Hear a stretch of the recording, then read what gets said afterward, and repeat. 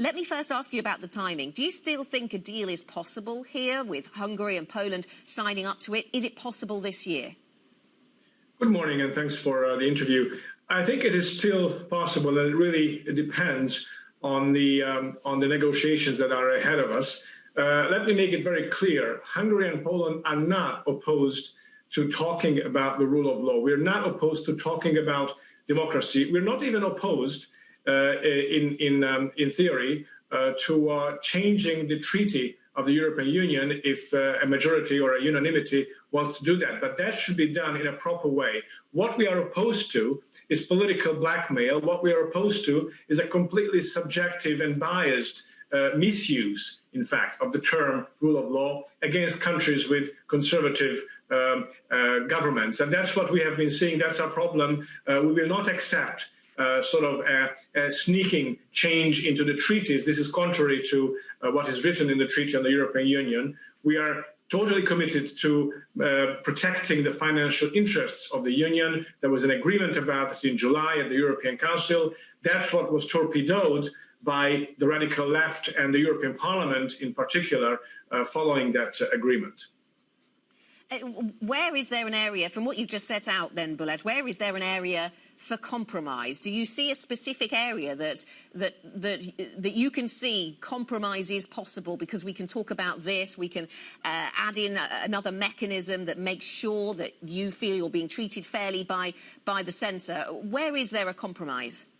Listen, let me be very clear about it. Currently, in the treaty that is in force in the European Union, there is already a mechanism that is supposed to be dealing with rule of law concerns or debates, if there are any. That is called an Article 7 procedure. And let me also remind you and the viewers that that mechanism has been launched against Poland and Hungary, and there are ongoing negotiations about it in the Council. That's where it should happen. That's what's written in the treaties, and that's fine. What they're trying to do right now is to implement a new rule of law mechanism whereby the use of EU funds and, in fact, the whole functioning of the EU would be tied to a rule of law concept that is not clearly defined, that has been politically misused, that has been used as a blackmail against certain governments that go against sort of the Brussels mainstream. That's not acceptable, and we're not going to accept that. So if we go back to the compromise of July, which said clearly that all member states are committed to a clear protection of the financial interests of the Union. That is to say, we're against corruption, it's not acceptable, everything must work legally according to the rules. No problem, no debate there at all. And if the EU wants to decide that it wants even to further strengthen this rule of law debate or rule of law protection, that can be done as an intergovernmental conference, and that can lead, in the end, if there's agreement, to a modification of the treaty. That's the way to do it. We're ready to do that. We're open to that. But we reject political blackmailing as it has been waged against us over the past few years. OK, I'm sure there are many leaders in Europe who don't see it in those terms. They don't see it as blackmailing. They see it as holding up the rule of law. But you've pointed out your views on that very clearly. Let me ask you about the political repercussions in Hungary if your stance and that of Poland means that you are cut out of funds that are distributed by the European Union. Balázs, what would be the political repercussions in Hungary if that is the case? Listen, we're in the middle of negotiations, and let me also say that in the current time, what we should be, and the whole European leadership should be focusing on, is on the one hand, obviously the pandemic, fighting the COVID-19 crisis and its economic repercussions. Let me also underline that it's primarily the Mediterranean part of the European Union, those countries that are in real trouble in terms of their indebtedness, in terms of their economic competitivity and economic output. They are in trouble. They would need quick help, and we totally support that. This political quagmire right now is preventing those countries and those economies to get quick help. Central and Eastern Europe, on the other hand, is in a better shape economically, interestingly, in comparison to the Mediterranean part of the European Union. The Hungarian economy is on stable grounds, thanks to good economic policies and the work of the Hungarian people. We stand ready to negotiate. Hungary is not getting sort of help from the European Union. All member states get funds based on a fair system, and that is the European Union. We've opened our markets. We're ready to cooperate as we have.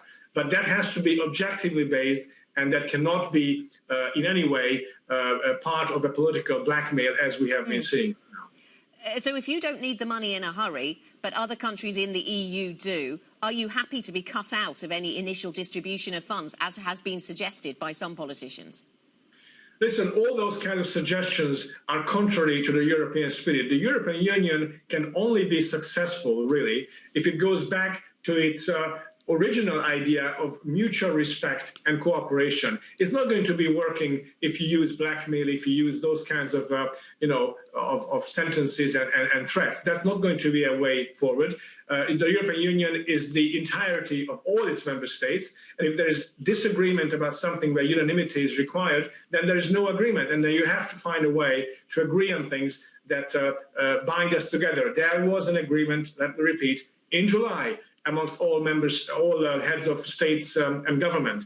That was a good basis. That was a good agreement.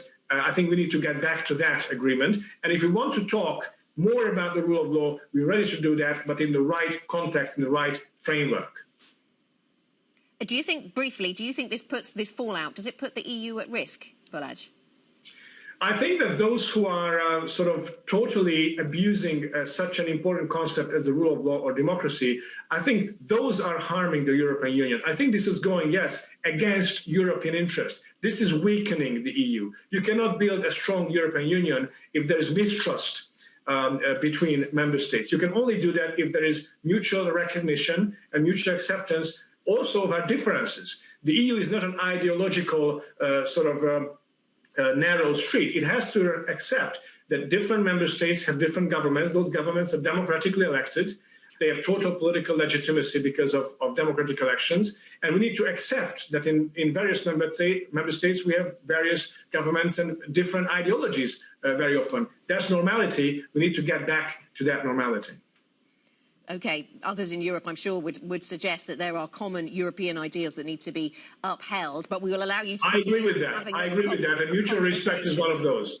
Yes, I agree with that. Thank you very much. And mutual respect is one of those.